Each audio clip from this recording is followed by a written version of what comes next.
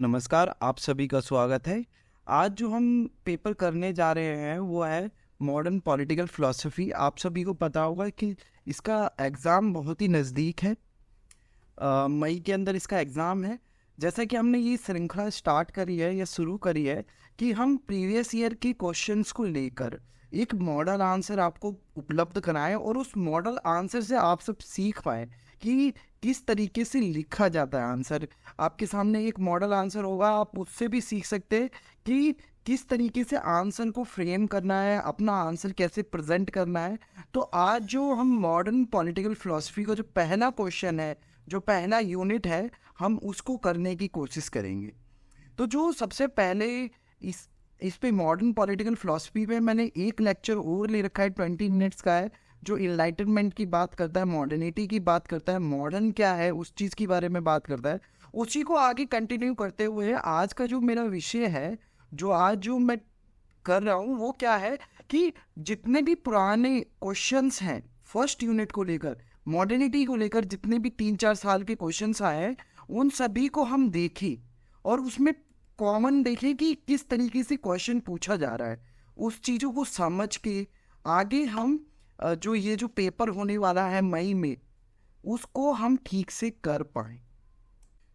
तो ये देखिए, ये पुराने प्रीवियस ईयर क्वेश्चन पेपर हैं मॉडर्न पॉलिटिकल फिलॉसफी के। ठीक है, अब देखिए इसमें क्या पहला क्वेश्चन है, how did renaissance and religious reforms influence the enlightenment tradition. तो देखिए इनलाइटनमेंट का कॉन्सेप्ट आ गया। एनलाइटनमेंट पूरा ट्रेडिशन के बारे में बात कर रहा है। आगे देखिए दूसरा क्वेश्चन अगले साल क्या है, assesses the achievements and shortcomings of the enlightenment's modernity project। अब देखिए फिर दोबारा मॉडर्निटी इनलाइटनमेंट के बारे में बात कर रहा है। ठीक है, ये हम पहली यूनिट की बात कर रहे हैं। अगर आप सबने सिलेबस देखा हो तो हम पहली यूनिट की बात कर रहे हैं कि उसके अंदर क्या है और उससे कैसे क्वेश्चन बनेंगे। मैं एक बार आपको दिखा भी देता हूँ। देखिए यहाँ आप देख सकते हैं कि मॉडर्निटी वाला कॉन्सेप्ट है। ये मॉडर्न पॉलिटिकल फिलॉसफी का जो पेपर है, इसमें जो ये फर्स्ट यूनिट है, ये आप देख सकते हैं इस यूनिट से हमारा क्वेश्चन बनेगा और उसी को हम करने की कोशिश कर रहे हैं। उसके बाद पुनः हम क्वेश्चंस पे आते हैं जो पिछले 3-4 साल 5 साल से जो क्वेश्चन आए। तो आप सब देख रहे होंगे कि पहला क्वेश्चन भी उसी से रिलेटेड है, इनलाइटनमेंट ट्रेडिशन से लेकर यह भी इनलाइटनमेंट ट्रेडिशन। अब देखिए ये क्वेश्चन क्या है, critically analyse the discourse of modernity and the impact of enlightenment tradition. ठीक है, यहाँ पर भी हमारा प्रबोधन ज्ञानोदय की बात कर रहा है। ठीक है, पुनर्जागरण, प्रबोधन, इन्हीं सब की बात कर रहा है। उसके बाद ये क्वेश्चन पिछले साल भी आया था, ये पिछले से पिछले साल भी आया था कि आधुनिकता की संकल्पना की व्याख्या कीजिए। वही आधुनिकता मॉडर्निटी के बारे में। यह प्रबोधन या ज्ञानोदय की परंपरा को कैसे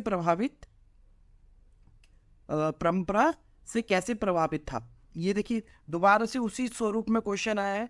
उसके बाद अगर हम नेक्स्ट देखें, आगे हम देखें तो देखिए ये क्वेश्चन है, write a critical essay on contribution of enlightenment tradition to modern political philosophy. Same वही क्वेश्चन दोबारा से आ गया कि एनलाइटनमेंट ट्रेडिशन ने क्या दिया है, आधुनिक आधुनिक राजनीतिक दर्शन को क्या दिया है। आधुनिक राजनीतिक दर्शन में प्रबोधन काल के योगदान पर एक आलोचनात्मक निबंध लिखे हैं। और ये जो लास्ट जो क्वेश्चन है जो मैंने ये वाला ऐड करा है, ये पिछले साल आया था आपका।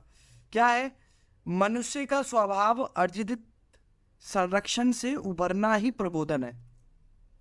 सेल्फ इनकर्ड ट्यूटनेज से उभरना ही इनलाइटनमेंट है। तो ये बेसिकली क्या है, इस वाले ये भी क्वेश्चन हमारे इनलाइटनमेंट से ही रिलेटेड है, प्रबोधन से ही संबंधित है। ठीक है, मगर इसमें क्या है, हमारे से रीडिंग बेस पूछ लिया है। किसका रीडिंग है, कांट का, इमैनुअल कांट की जो रीडिंग है, व्हाट इज इनलाइटनमेंट, उसी को पूरा फोकस में रखते हुए ये क्वेश्चन पूछ लिया है। और इन्हीं क्वेश्चंस को हम इस लेक्चर के माध्यम से करने की कोशिश करेंगे कि ये जो मेरा एक लेक्चर है, ये आपका पूरा बेनिफिट दे दे कि आपका जो फर्स्ट यूनिट है वो पूरा कवर कर ले। कहीं से भी क्वेश्चन पूछेगा, कवर हो जाएगा। ठीक है, अगर आप नए हैं इस चैनल पर, पहली बार वीडियो देख रहे हैं, तो आप लाइक और सब्सक्राइब और शेयर कर सकते हैं। ये मेरा छोटा सा इनिशिएटिव है। तो हम इस वीडियो में करने क्या जा रहे हैं, हम इस वीडियो में क्या करने जा रहे हैं, हम इसमें आंसर किस तरीके से लिखना है। देखिए इनलाइटनमेंट आपको मैंने 20 मिनट्स का जो क्लास हुआ था, जो जस्ट 1 मिनट जो पहले हमने जो लिया है उसमें मैंने कंसेप्ट समझा दिया है। अब इसमें आपको आंसर कैसे लिखना है और उसी आंसर लिखने के दौरान भी आप इस कंसेप्ट को समझ सकते हैं। ठीक है, वही आंसर लिखने की कला मैं आपके अंदर जनरेट करना चाहता हूँ, लाना चाहता हूँ इस इनिशिएटिव के माध्यम से, इस प्रस्तुति के माध्यम से। आप देखिए आंसर आपको लिखना कैसे है वो समझिए। देखिए कभी भी आप आंसर लिखिए डन यूनिवर्सिटी के, तो यहाँ पर आप क्वेश्चन नंबर 1 यहाँ पे लिखिए। ठीक है, यहाँ पे क्वेश्चन नंबर 1, फिर जस्ट उसके नीचे जैसे यहाँ पे हमने क्वेश्चन नंबर 1 लिखा, इसके बाद मुझे थोड़ा सा बस इनलाइटनमेंट लिख दिया, इनलाइटनमेंट। ठीक है, या फिर प्रबोधन लिख दीजिए, प्रबोधन। ठीक है, उसके बाद आप आंसर इसको हाईलाइट कर दीजिए, इसको क्या करिए, इसको हाईलाइट भी कर दीजिए। उसके बाद आप अपना आंसर लिखनी। आप देखिए पैराग्राफ कैसे बनाते हैं। आप देखिए जो मैंने पहला सेंटेंस बनाया कैसे बनाया, यूरोप में हुए 17वीं 18वीं शताब्दी में क्रांतिकारी परिवर्तन के कारण इस काल को प्रबोधन, अब देखिए यहाँ पे लिखा हुआ है प्रबोधन, ज्ञानोदय अथवा विवेक का युग कहा गया है। ठीक है, और इसका आधार पुनर्जागरण, धर्म सुधार आंदोलन व वाणिज्यिक क्रांति ने तैयार कर दिया था। अब देखिए पहले मैंने ये सेंटेंस बनाया है, ये इस तरीके से पैराग्राफ बनाया है कि इंट्रो दो कि एक्चुअल में है क्या, ये इसकी आधारशिला क्या है, एकदम से जो वो क्रांतिकारी परिवर्तन हुए हैं, क्या उसी काल को हम इनलाइटनमेंट का पीरियड बोलेंगे या मॉडर्निटी का या आधुनिकता का युग बोलेंगे। तो मैंने एक जिस्ट दिया। अब देखिए जो दूसरा मैं तैयार कर रहा हूं, पुनर्जागरण काल में, देखिए यहाँ पे लिखा हुआ है पुनर्जागरण काल में विकसित हुई वैज्ञानिक चेतना।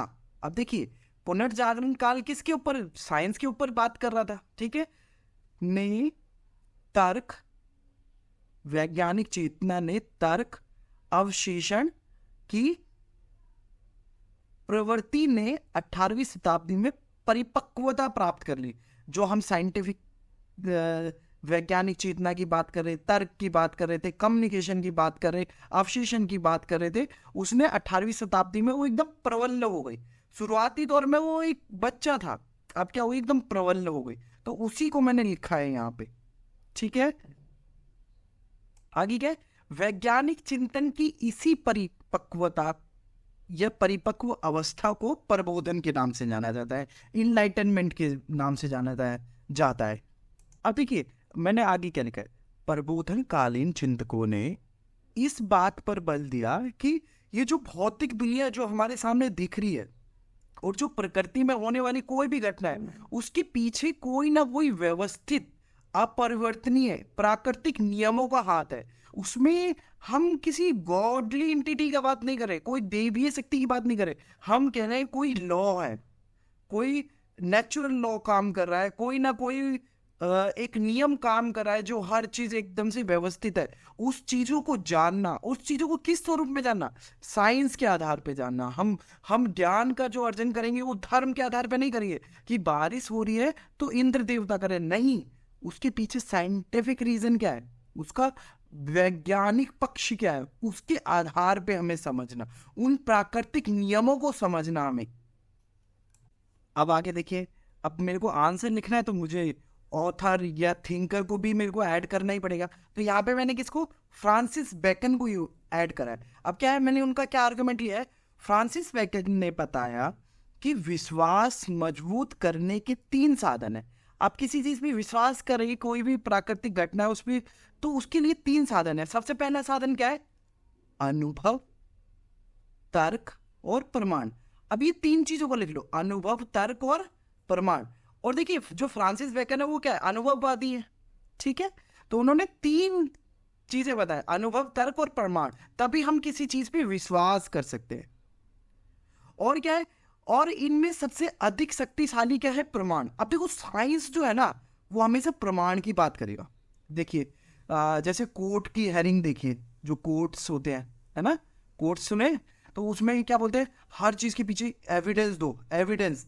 आप ये बात कैसे कह सकते हो, उसके पीछे एविडेंस दो, प्रमाण क्या है, प्रमाण की बात करेगा हर कोई व्यक्ति कि भाई ये तुम, हम आंसर भी लिखते तो हम अपना मनगढ़ंत आंसर नहीं लिखेंगे, प्रमाण देंगे। हाँ, फ्रांसिस बेकन ने ये कहा है, उससे आगे बढ़कर मैं ये कह रहा हूँ, तो हर चीज का प्रमाण आप डे टू डे लाइफ में भी देखिए। हाँ, मैं कहाँ पे हूँ, आपने किसी ने बोला कि मैं यहाँ पे हूँ, तो क्या बोलते हैं, नहीं आप अपनी लोकेशन शेयर कर दो, तो क्या हर कोई प्रमाण मान रहा है ना, कि आप सत्य बोल रहे हैं या नहीं बोल रहे, मैं आप पे विश्वास कैसे करूं। तो हर, तो वही चीज बता रहे हैं कि फ्रांसिस बेकन भी क्या बोले कि प्रमाण सबसे महत्वपूर्ण हो जाता है, सबसे शक्तिशाली होता है, क्योंकि अब देखिए यहाँ पे क्या बोलते हैं, क्योंकि तर्क, अनुभव पर आधारित विश्वास स्थिर नहीं रहता। ठीक है, तर्क और अनुभव पर आधारित विश्वास क्या होता है, स्थिर नहीं रहता है। प्रमाण पर आधारित विश्वास जो होता है वो स्थिर रहता है, ये कहने का मतलब है फ्रांसिस बेकन का। इस तरीके से अब देखिए, जब आप कंटेंट को जानेंगे तब आप आंसर भी अच्छे से कर पाएंगे, तो कंटेंट को जानिएगा तभी आप आंसर कर पाइएगा। अब देखिए, मैंने थोड़ा सा फिर पैराग्राफ चेंज करा, पैराग्राफ चेंज करने के बाद मैंने क्या लिखा, यूरोप में 1650 के दशक से लेकर 1780 के दशक तक की अवधि को हम प्रबोधन या ज्ञानोदय का युग कहते हैं। ठीक है, अब देखिए फिर मैं दोबारा से वही बातें कैसे अलग स्वरूप में रख रहा हूं। अब क्या है, इसी अवधि में पश्चिमी यूरोप के सांस्कृतिक एक बौद्धिक वर्ग ने परंपरा से हटकर, अब देखो जो भी नए वर्ग आ रहे हैं, जो सांस्कृतिक एक बौद्धिक वर्ग जो है, उन्होंने क्या करा, परंपरा, ट्रेडिशन से हटकर तर्क, विश्लेषण, व्यक्तिगत स्वतंत्रता। अब देखिए ये तीनों पॉइंट बहुत जरूरी हो जाते हैं, तर्क, विश्लेषण, व्यक्तिगत स्वतंत्रता पर बल दिया। ज्ञानोदय ने जो चर्चेस थी, जो कैथोलिक चर्च थे, वो समाज थे, उनकी जो संस्थाएं थी उनको चुनौतियां भी दी। ठीक है, समाज में गहरी पेट बन चुके अन्य संस्थाओं को चुनौतियां दी। अब जितनी भी ट्रेडिशनल संस्थाएं थी, जो पारंपरिक संस्थाएं थी, उनको क्या दिया, एक चुनौती दी। ठीक है, तो इस तरीके से आपको पैराग्राफ बनाना, ये मैं आपको एक मॉडल आंसर दे रहा हूं। ठीक है, अब देखिए मैं आगे और किस तरीके से, जो प्रबोधन का युग है, प्रबोधन के युग के दार्शनिकों ने सर्वाधिक महत्व स्वतंत्रता, विकास, तर्क, सहिष्णुता और चर्च तथा राज्यों की बुराइयों को समाप्त करने में दिया। अब जितने भी इनके अंदर बुराइयां थी, जितने भी ऐसी ऐसी चिंतन या फिर ऐसे विचार थे जिससे व्यक्ति की स्वतंत्रता किसी न किसी स्वरूप में आहत हो रही थी, उन बुराइयों को खत्म करने की बात करी गई इसके अंतर्गत। अब क्या है, देखिए आगे मैं और किस तरीके से फ्रेम कर रहा हूं अपने आंसर को। वैज्ञानिक दृष्टिकोण से उत्पन्न चिंतन ने इस युग के विचारों को परिवर्तित कर दिया। अब धर्मनिरपेक्ष चिंतन, मतलब हम जितना भी हमारा जो थॉट प्रोसेस है, जितना भी हम ज्ञान अर्जित करेंगे, वो धर्म को साइड में रखकर, कि धर्म का ज्ञान धर्म के लोगों के लिए, जो साइंस का ज्ञान है वो साइंस के लोगों के लिए, हम ज्ञान की श्रेणी बना देंगे। ठीक है, धर्मनिरपेक्ष चिंतन विवेकपूर्ण पूछताछ को बढ़ावा दिया जाने लगा। ठीक है, विवेकपूर्ण, कि हम शास्त्रार्थ करेंगे, हम वाद विवाद करके ज्ञान को अर्जित करेंगे, उसको बढ़ावा दिया, ऐसे कल्चर को बढ़ावा दिया गया। ठीक है, इस काल के लेखक सामाजिक बुराइयों को उद्दिष्टित करने लगे। जितनी भी सामाजिक बुराइयां, उनको हटाना, उनको अलग करना, उन पे क्वेश्चन करना कि ये किस लिए एग्जिस्ट कर रही है। जैसे फॉर एग्जांपल अगर हम देखें, इंडिया में देखें, तो जैसे सती प्रथा है, उसके ऊपर हम क्वेश्चन कर रहे हैं कि ये इस व्यवस्था क्यों चल रही है, उसका साइंटिफिक रीजन क्या है। तो ऐसे ऐसे क्वेश्चन करने लगे जितनी भी सामाजिक बुराई है। ठीक है, उन्होंने तर्क, सहिष्णुता और मानवता को सबसे आगे रखा। अब देखिए जितने भी प्रबोधनकारी थे, ये मेरा नोट यार, उन्होंने तर्क, सहिष्णुता और मानवता। अब देखिए तर्क क्या होता है, तर्क जिससे हम चीजों को अलग कर सके। ठीक है, ये दूध का दूध पानी का पानी जो तर्क करता है, ठीक है, कि हाँ जो जो दो चीजों को अलग कर दे। सहिष्णुता क्या है कि ठीक है मेरा भी ये पॉइंट ऑफ व्यू है, आपका भी ये पॉइंट ऑफ व्यू। इसका मतलब ये नहीं है कि मैं सही हूं, तो इसका मतलब ये नहीं कि मैं आपको जबरदस्ती उस चीज को कन्वर्ट कर दूं या फिर आपको वही मानना पड़ेगा कि नहीं आपको यही है, यही सत्य है। ऐसा नहीं, सहिष्णु होना, आपके विचार आपके लिए, मेरे विचार मेरे लिए। मानवता, मानवता कि हम सभी एक मानव प्राणी हैं, हम सभी की सेम लाइफ है, सेम डिग्निटी या सेम जो सामान्य रूप से हमारा जो मान सम्मान है सब एक है, ठीक है। तो वैसे चिंतन को आगे बढ़ावा मिला। अब आगे देखिए, प्रबोधन युग में आम जनता की विचारों और दृष्टिकोण में वैज्ञानिक, देखिए यहाँ पे विज्ञान तथा तर्क को बढ़ावा देने के कारण इतना अधिक परिवर्तन आ गया कि अनेक लोगों ने इसे बौद्धिक क्रांति भी कहने लगे। अब बौद्धिक क्रांति क्या है कि एक मेंटल रेवोल्यूशन हो गया कि हाँ अब हम जो मानव का जो दिमाग है ना उसने एक ऐसी अवस्था प्राप्त कर ली है कि वो जितनी भी समस्याएं है समाज की वो सारी खत्म हो जाएगी। हम अपनी माइंड का यूज करके हम हर चीज को टैकल कर सकते हैं, हर चीज को हम खत्म कर सकते हैं। ऐसा कहा जाने लगा कि एक बौद्धिक क्रांति आई है, और उसी को मैंने यहाँ पे लिख दिया है। अगर देखिए क्या है, इस युग में चिंतन का केंद्र मनुष्य था और मानव कल्याण को परम लक्ष्य माना गया है, ठीक है। सेंटर में क्या है एनलाइटनमेंट के, मनुष्य है और उसका कल्याण, उसका वेलफेयर है, ठीक है।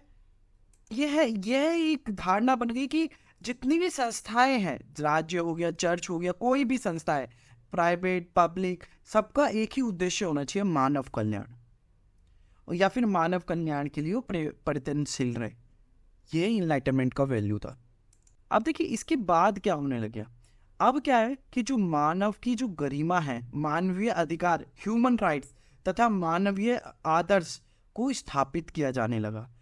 इन्होंने मध्यकालीन परंपराओं, सामंतवादी समाज, रूढ़िवादी धर्म और निरंकुश राजतंत्र सभी का तिरस्कार करना, उसके ऊपर क्वेश्चन करना, ठीक है, इसको एनालिटिकली इवेल्युएट करना स्टार्ट कर दिया, आलोचना करना स्टार्ट कर दिया, राजतंत्र पे क्वेश्चन करना स्टार्ट कर दिया, चर्च पे क्वेश्चन करना स्टार्ट कर दिया। जो समाज का जो स्वरूप है सामंतवादी कि इतना इतना इतना इनइक्वालिटी है, इतना असमानता है, उस पे हम क्वेश्चन करने स्टार्ट कर रहे हैं। और एट द सेंटर हम जो केंद्र में रख रहे हैं वो मानव है और मानव का कल्याण है, और सभी मानव क्या है, सभी बराबर है, कोई हायरार्की नहीं है। तो ये सब मूल्य इस केंद्र में थे। इस तरीके से आपको आंसर को फ्रेम करना होता है।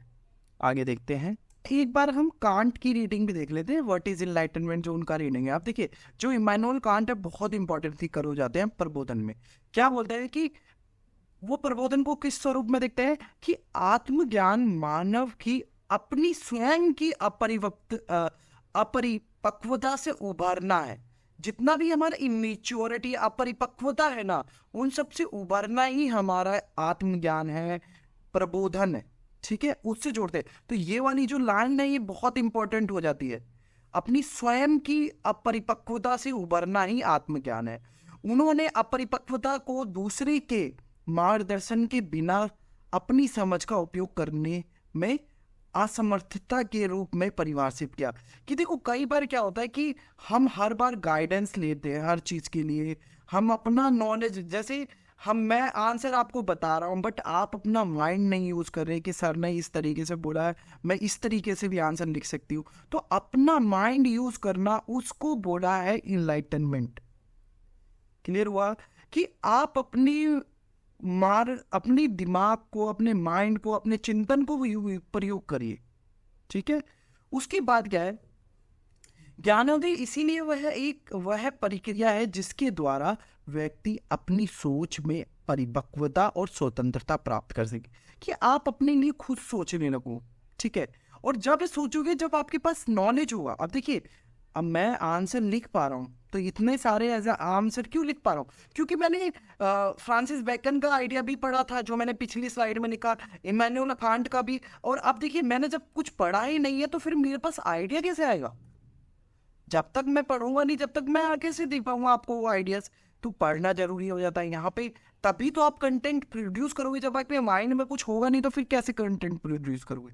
तो वही कांट क्या बोले कि जब आप पढ़िएगा तभी तो आप अपने आप के, जब आप समझिएगा, अच्छे अच्छे लेक्चर्स सुनिएगा, अच्छी अच्छी किताबें पढ़िएगा, तब जाके आपके अंदर परिपक्वता आएगी ना, सोचने समझने। एकदम से सोचने समझने की थोड़ी ना परिपक्वता आएगी। पहले आपको एकदम प्रोसेस्ड होके पढ़ना होगा, चीज़ों को समझना होगा, उसके बाद स्वतंत्रता आएगी। तो वही इमैनुअल कांट भी बोल रहे हैं कि अपनी सोच में परिपक्वता और स्वतंत्रता प्राप्त करना से आत्मज्ञान या इनलाइटनमेंट का संबंध है। उसके बाद देखते हैं, कांट का मानना था कि प्रबुद्धता कारण के उपयोग और मुक्त सोच के अभ्यास के माध्यम से की जाती है। जो प्रबुद्धता है, जो प्रबोधन है, वो किसके माध्यम से की जा सकती है? मुक्त सोच। ठीक है, आप एकदम खुली विचारधारा के माध्यम से। आप पहले ही हर चीज के लिए ये ना हो जाए कि इसके लिए कोई भी पॉइंट ऑफ व्यू बना लिया कि हाँ वो व्यक्ति बुरा है, वो व्यक्ति ऐसा है, वो फिनोमिना ऐसा है। पहले से कोई पूर्व धारणा मत बनाओ, पहले से कोई खुद जाके एनालाइज करो। जैसे फॉर एग्जांपल, मैं एक यहाँ पे एग्जांपल लेता हूँ कि मुझे ये डिसाइड करना है ये सॉन्ग अच्छा है, ये बुरा है। तो इसका मतलब ये नहीं है कि दूसरे की बात उसने बोला कि नहीं ये सॉन्ग बेकार है, ये गाना अच्छा नहीं है, मैं सुनूं उस गाने को। और उसको ये सुनने का मतलब ये नहीं कि केवल और केवल 30 सेकंड सुन लिया और उसके बाद मैंने बोल दिया कि हाँ ये सॉन्ग बेकार है। नहीं, उसको 2 मिनट का सॉन्ग है, 2 मिनट मैंने देने के बाद मैं अपनी राय बनाऊं, उस वो कहने की कोशिश कर रहे हैं। एक मुफ्त सोच होनी चाहिए, एक प्रोसेस नॉलेज होना चाहिए। अब देखिए आगे कांट आगे बढ़ के क्या बताया कि उन्होंने इस बात पर जोर दिया है कि व्यक्तियों को धर्म या सरकार जैसे पारंपरिक सत्ता पर भरोसा नहीं करना चाहिए। ठीक है, ये जो धर्म है, ये जो पारंपरिक सत्ता है, इस पर भरोसा नहीं, बल्कि खुद के बारे में सोचना चाहिए। ठीक है, और कारण और तर्क संगत के आधार पर अपना निर्णय लेना चाहिए। ठीक है, तो कोई भी चीज आपको पढ़ाई जा रही है उस पर एज इट इज मत पढ़ लीजिए, उसके ऊपर क्वेश्चन करिए, अपना खुद का ज्ञान लेके आइए। ठीक है, और वो कैसे लेके आएगी? जब आप पढ़ेंगे, चीजों को समझेंगे, एनालाइज करेंगे तब। ठीक है, अब देखिए कांट क्या कह रहे हैं। कांट का यह मानना था कि आत्मज्ञान एक सतत प्रक्रिया, एक निरंतर चलने वाली प्रक्रिया, जिसके लिए स्वतंत्र सोच और स्वतंत्रताओं बाधाओं को दूर करने की एक निरंतर प्रयास की आवश्यकता है। जितनी भी बाधाएं हैं उनको दूर करा जाए, वो कोई भी बाधा उत्पन्न ना हो किसी भी ज्ञान को अर्जित करने के लिए। ठीक है, आगे क्या बोलते हैं कि उन्होंने तर्क दिया, लोगों को हमेशा अपने ज्ञान और दुनिया की समझ का विस्तार करने का प्रयास करना चाहिए, अपने ज्ञान को वृद्धि करना चाहिए, अपनी समझ को बढ़ाना चाहिए। ठीक है, और स्थापित मान्यताओं और प्रथाओं को चुनौती देने के लिए कारण का उपयोग करना चाहिए। अब यहाँ पे कारण का मतलब क्या है? रीजन, कि भाई आप अगर मेरे को काउंटर करना चाहते हैं, जो मैं पढ़ा रहा हूँ अगर गलत है तो आप उसके पीछे रीजन क्या दे रहे हैं? ठीक है, रीजन, हर चीज के पीछे रीजन, कि अगर आपको किसी चीज कोई धारणा तोड़नी है तो आप उसके पीछे रीजन क्या है? ठीक है, रीजन यहाँ पे इंपॉर्टेंट हो जाता है। वही कांट बताने की कोशिश कर रहे हैं कि जैसे राजा राम मोहन रॉय बोल रहे हैं कि सती प्रथा क्या है? सती प्रथा क्या है? ये बेकार प्रथा है, कोई उसका औचित्य नहीं है। तो उसके पीछे वो रीजन क्या दे रहे हैं, उसको चीज उस तरीके से हमें डील करना चाहिए। आगे क्या है? कुल मिलाकर कि कांट के लिए ज्ञानोदय वह प्रक्रिया है जिसके द्वारा व्यक्ति परिपक्व स्वतंत्र विचारक बनते हैं। ठीक है, परिपक्व स्वतंत्र विचारक बनते हैं, जो दुनिया को समझने और सूचित निर्णय लेने के लिए कारण का उपयोग करने में सक्षम हो। कारण, ये इंपॉर्टेंट है, रीजन, का उपयोग करने में सक्षम हो। अब आपको रीजन ही नहीं कर पाओगे तो कैसे, तब आपको दूसरे पे निर्भर लेना पड़ेगा। तो इस चीज की ओर कांट लेके जा रहे हैं। तो आपको अपना जब प्रबोधन का आंसर लिखना हो तो कांट को भी ऐड करना होगा, और जब भी थिंकर का नाम लिखो तो इसको बॉक्स में बंद कर दो, जैसे इमैनुअल कांट हमने लिखा। आगे हम कांट से आके फिर दोबारा अपना आंसर राइटिंग, कांट को भी ऐड करना है। जिस तरीके से मैंने लिखा आप भी उस तरीके से लिख सकते हो और अच्छे से लिख सकते हैं। इस युग मतलब प्रबोधन के युग का सामान्य विचार यह था, सामान्य विचार था कि विश्व एक मशीन की भांति है जो कुछ प्राकृतिक नियमों के अनुसार संचालित होती है। यह नियम शाश्वत एवं अपरिवर्तनीय है। अब जितना भी जो वर्ल्ड है ना, उसके पीछे कोई ना कोई लॉ काम कर रहा है। जैसे फॉर एग्जाम्पल कि नदी एक ही दिशा में बह रही है, सारा पानी समुद्र में ही क्यों जाता है, महासागर में ही क्यों जाता है। हर चीज के पीछे कोई ना कोई एक यूनिवर्सल, एक शाश्वत नियम काम कर रहा है, और उसको हमें समझना है। ठीक है,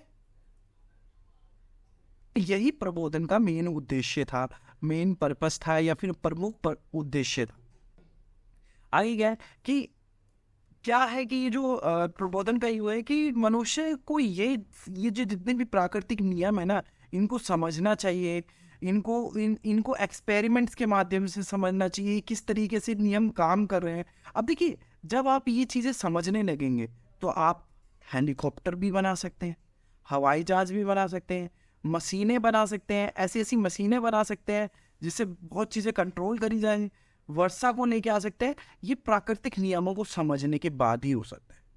कि आपको पानी में कोई चीज़ तैरानी है तो किस तरीके से तैरा सकते हैं, इन सभी चीज़ों को समझना, ये जो छुपे हुए नियम है, यही इनलाइटनमेंट बात कर रहा है, प्रबोधन इसी चीज की बात कर रहा है।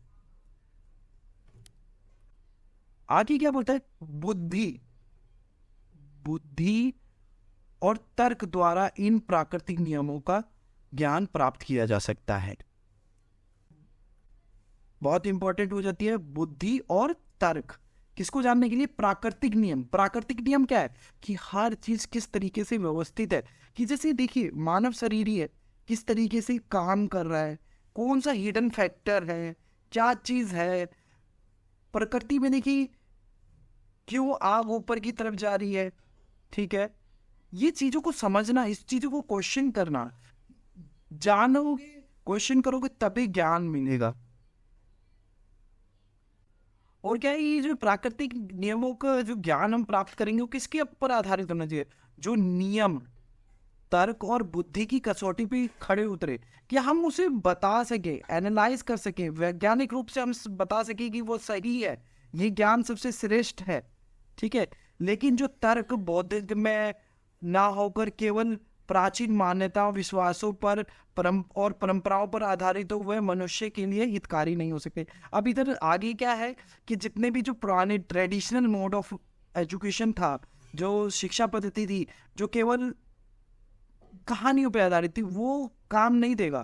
क्योंकि जो साइंटिफिक होगा, जो वैज्ञानिक होगा, उससे हम बहुत सारी चीजें निकाल सकते हैं, बना सकते हैं। और उन ज्ञानों की जरूरत है जो तर्क और बुद्धि की कसौटी पर खड़े उतरे। यही ज्ञान क्या है, सबसे श्रेष्ठ ज्ञान है एनलाइटनमेंट लोगों के लिए, प्रबोधन के विचारकों के लिए। अब देखिए, जो सबसे मेन पॉइंट है वो क्या है, जो जितने भी प्रबोधनकारी वो इस बात पे बल देते हैं, मनुष्य एक बुद्धिमान प्राणी है। मनुष्य क्या है, एक बुद्धिमान प्राणी है, जिसके द्वारा वह प्राकृतिक नियमों का ज्ञान प्राप्त कर सकता है, ठीक है। बुद्धिमान प्राणी से क्या मतलब है कि वो अपने बुद्धि का प्रयोग करके प्राकृतिक नियमों का ज्ञान प्राप्त कर सकता है। आगे देखिए क्या बोलते हैं कि जिसके द्वारा वह प्राकृतिक नियमों का ज्ञान प्राप्त कर सकें, ठीक है। सभी मनुष्य एक समान उत्पन्न होते हैं, ठीक है, और उनमें जो अंतर मिलता है केवल वह शिक्षा और उन्नति के समान अवसर ना मिल पाने की वजह से होता है। कि देखिए, ये धारणा क्या है, सबसे पहले तो मनुष्य एक बुद्धिमान प्राणी है, अपनी बुद्धि के अनुसार वो सब चीजें कर सकता है। दूसरा क्या, सभी एक समान उत्पन्न होते हैं। उसमें अगर मनुष्य के अंदर अगर कोई भिन्नता है तो किस आधार पे होती है, किसी को ज्यादा अवसर मिल जाते हैं, किसी को अवसर कम मिल पाते हैं, ठीक है, बाकी सभी एक समान ही है, और समाज में सभी का एक ही मान होना चाहिए, ठीक है, डिग्निटी सबकी बराबर है, जो मान होता है सबका समान होता है, एक समान होता है। इतना मैंने बताने के बाद जो प्रबोधन का मैंने आइडिया एकदम क्लियर कर दिया, अब मेरे को आंसर को और अच्छे से बताना है। ये तो मेरा हुआ भूमिका, इंट्रो हो गया, मैंने ऑथर भी ले लिया, चीज़ों को समझा भी दिया, इसी के अंदर जो एक ओवरव्यू दे दिया आंसर का। अब मैं आंसर की को खोलना चाहता हूँ और आगे इलेबोरेट करना चाहता हूँ। क्या, अब मैं सीधा क्या कहूँगा, प्रबोधन युग की विशेषताएं। प्रबोधन की विशेषताएं क्या है, इनलाइटनमेंट की फीचर्स क्या क्या है, कैरेक्टरिस्टिक्स क्या क्या है, उन सबको देखिए अब। तो यहाँ पे जब हम प्रबोधन की विशेषताओं की बात कर रहे हैं, तो सबसे पहले मैंने क्या लिखा है, ज्ञान को विज्ञान के साथ जोड़ देना। अब देखिए विज्ञान है क्या, ये समझिए। देखिए विज्ञान क्या है, एक ऐसा सुसज्जित ज्ञान है जिसके पीछे कोई रीज़न हो, हम बार बार उसे बता सके, डिस्क्राइब कर सके, हम उसको, कोई चीज़ बार बार हो रही हो, या फिर जिसको ऑब्जर्व करा जा सके, जिसको बताया जा सके, जिसको एक्सप्लेन करा जा सके, जिसको वेरीफाई किया जा सके, वो ही ज्ञान है, ठीक है। अब क्या है, ज्ञान को विज्ञान के साथ जोड़ना। प्रबोधन के चिंतकों ने ज्ञान को प्राकृतिक विज्ञान के साथ जोड़ दिया, ठीक है। पर्यवेक्षण, प्रयोगशाला जो एक्सपेरिमेंट है, और आलोचनात्मक छानबीन की व्यवस्थित पद्धति का प्रयोग ज्ञानोदय के चिंतकों की नज़र में सत्य तक पहुंचने का एक सक्षम आधार थी, कि हम जो जो एक्सपेरिमेंटल नॉलेज है उसके माध्यम से हम एकदम सही से ज्ञान की तरफ हम पहुंच सकते हैं, हम ज्ञान के नज़दीक पहुंच सकते हैं। तो एक्सपेरिमेंट, देखिए साइंस किसकी बात करता है, हमेशा एक्सपेरिमेंट की बात करता है, करके समझना चीज़ों को, ठीक है। कोई चीज़ बताई गई है उसी आधार पे नहीं, उसको करके समझना। और उसी पद्धति को क्या बोलना है, उसी पद्धति को क्या बोलना है कि यही सबसे उचित मार्ग है, जो विज्ञान का मार्ग है, जो ज्ञान प्राप्त करने का, वही सबसे उचित मार्ग है।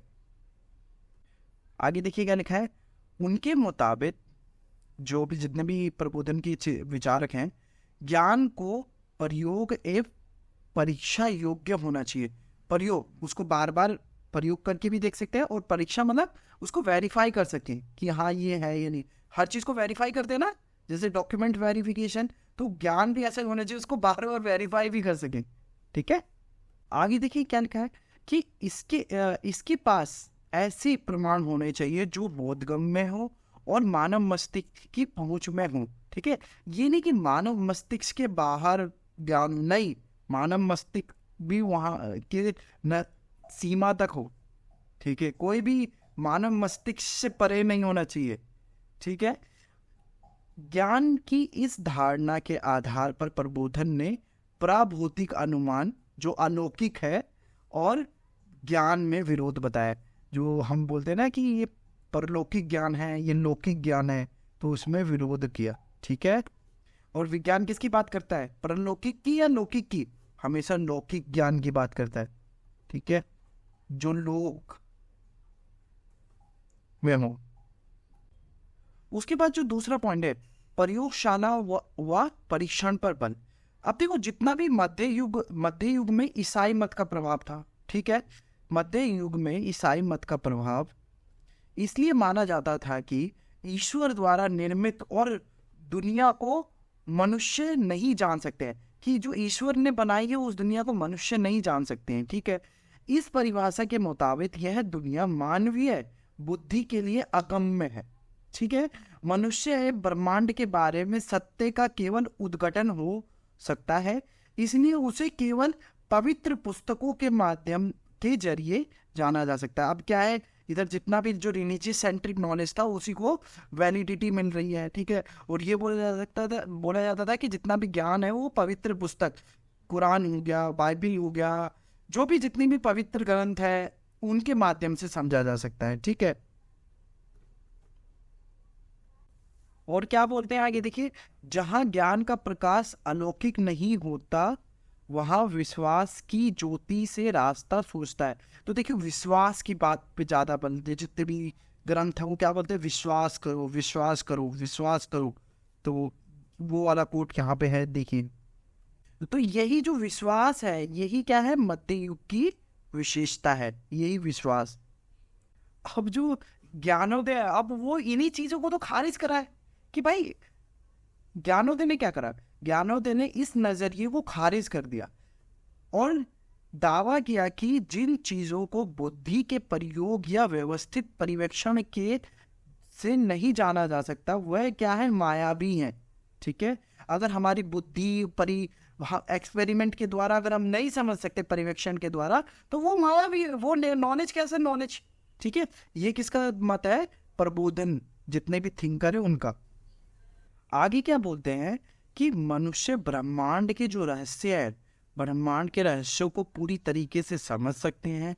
प्रकृति के बारे में हमें पवित्र पुस्तकों के माध्यम से नहीं, बल्कि प्रयोग परीक्षाओं के माध्यम से बात करनी चाहिए। अब ये क्या करें कि हमें जो नॉलेज क्रिएट करना है, कैसे, एक्सपेरिमेंट करके, प्रयोग करके, उसका टेस्ट करके, तब जाके हमें नॉलेज को क्रिएट करना है। तो दूसरा क्या है, जो दूसरा प्रयोग पॉइंट क्या है कि प्रयोगशाला व परीक्षण पर बल देना इस युग का दूसरा महत्वपूर्ण कारक है। जो तीसरी सबसे महत्वपूर्ण विशेषता है वो क्या है, कार्य कारण का संबंध, कि भाई हर चीज के पीछे ना कोई कारण है। कोई भी चीज हो रही है तो उसके पीछे कोई क्या है, एक कारण है। तो कार्य और कारण, इन दोनों पे बल दिया गया कि कोई भी चीज है, हर चीज के पीछे कोई ना कोई कॉज है, कोई ना कोई इफेक्ट है उसका। ठीक है, उसके अंदर तो क्या लिखा है कि कार्य कारण का अध्ययन विज्ञान संबंधी प्रबोधन चिंतन का केंद्रीय तत्व था। विज्ञान भी बात करता है कि ये वाला जो इफेक्ट हुआ है ये इस कारण से हुआ है। ये जो हमारी जलवायु में परिवर्तन हो रहा है किसके कारण से हो रहा है, ये जो गाड़ी यूज कर रहे हैं, तो हर चीज के पीछे कोई ना कोई कारण है। तो उसी को महत्वता दिया है जो प्रबोधन युग ने। तो चिंतकों ने ऐसी पूर्ववर्ती घटनाओं को चिन्हित करने की कोशिश की जिसके पीछे कोई और परिघटना शामिल थी। ठीक है, जिसको कह सकते हैं डोमिनो इफेक्ट। देखा आपने कि एक चीज गिरती है, एक चीज को यहां से गिराते हैं तो वो पूरी गिरती यहां तक आ जाती है। आप सबने देखा होगा बहुत सारी वीडियोस में डोमिनो इफेक्ट के बारे में दिखाया जाता है, बटरफ्लाई इफेक्ट है। ठीक है, तो ये सब चीजें, तो कारण और कार्य के बीच में कोशिश करी गई ढूंढने की कि कारण क्या है, कार्य क्या है। ठीक है, आगे देखिए, और पूर्ववर्ती घटनाओं के ना होने से परिवर्तित घटनाएं नहीं पैदा होती। ठीक है, कोई चीज, कोई घटना है, उसी के बाद कोई दूसरी घटना होगी। ऐसा नहीं है कि कोई चीज अपने आप आ गई, नहीं, ऐसा कुछ नहीं है। ठीक है, हर चीज, साइंस भी यही बोलता है कि हर चीज के पीछे कोई ना कोई कारण है। वस्तुतः कारणों की खोज प्रकृति एवं सामाजिक वातावरण पर मनुष्य का नियंत्रण बढ़ाने के साधन के रूप में की जाने लगी। कि भाई जब हम ये चीज ढूंढ लेंगे, जब हम रहस्य ढूंढ लेंगे हर चीज का, तो हमारा क्या होगा, कंट्रोल हो जाएगा नेचर पे, है ना, कि हवा क्यों चलती है। जब हम ये जान लेंगे कि हवा किस लिए चलती है, जब एकदम बहुत ज्यादा जो सूर्य की जो किरणें हैं वो आती है तो हवा हल्की होती है। तो जब हम चीजों को समझना स्टार्ट करेंगे तो हम नेचर को कंट्रोल करना भी स्टार्ट कर देंगे। ठीक है, तो उस पर ज्यादा जोर दिया जाने लगा। जो चौथा हमारा जो पॉइंट है वो है मानवता, ह्यूमनिज्म। अब देखिए, जो इसमें है कि जो प्रबोधन के जो चिंतक है, जो प्रबोधन युग के चिंतकों ने मानव के खुशी मतलब आनंद और उसकी भलाई पर बल दिया, कल्याण। उनके अनुसार मनुष्य स्वभाव से ही विवेकशील है और अच्छा है, किंतु स्वार्थी धर्माधिकारियों और उनके बनाए गए नियमों ने मनुष्य को भ्रष्ट कर दिया है। जैसे कि देखिए, हमने पिछली स्लाइड में भी पढ़ा था कि मनुष्य क्या है, एक विवेकशील प्राणी है, बुद्धिमान व्यक्ति है, बुद्धिमान प्राणी है। तो उसी पॉइंट को आगे बढ़ाते हुए, और असली में जो मानव है उसका क्या है, उसका जो गुण है वो क्या है, कल्याणकारी है, दया है। ठीक है, जितने भी धर्माधिकारी हैं, वो जो स्वार्थी धर्माधिकारी, उन्होंने मनुष्य को भ्रष्ट कर दिया। उनका ये मत था, जितने भी हमारे जो प्रबोधनकारी थिंकर हैं या फिर विचारक हैं। आगे देखिए, यदि मनुष्य अपने आप को इन स्वार्थी धर्माधिकारियों के चंगुल से मुक्त कर सके तो एक आदर्श समाज की स्थापना की जा सकती है। प्रबोधन के चिंतकों का मानना था कि दुनिया मशीन की तरह है जिसका नियंत्रण व संचालन कुछ खास नियमों के तहत होता है। फलस्वरूप उन्हें आशा बनी है कि इस अंतर्निहित नियमों की खोज से वह ब्रह्मांड के रहस्य को समझने लगेंगे और फिर उस पर काबू पा लेंगे। देखिए एक जो छुपा हुआ ज्ञान है उसको प्राप्त करना चाहते हैं, ब्रह्मांड के बारे में ज्ञान प्राप्त करना चाहते हैं, फिर वो कंट्रोल करना चाहते हैं नेचर को भी, उस चीजें को दिख रहा है यहाँ पे।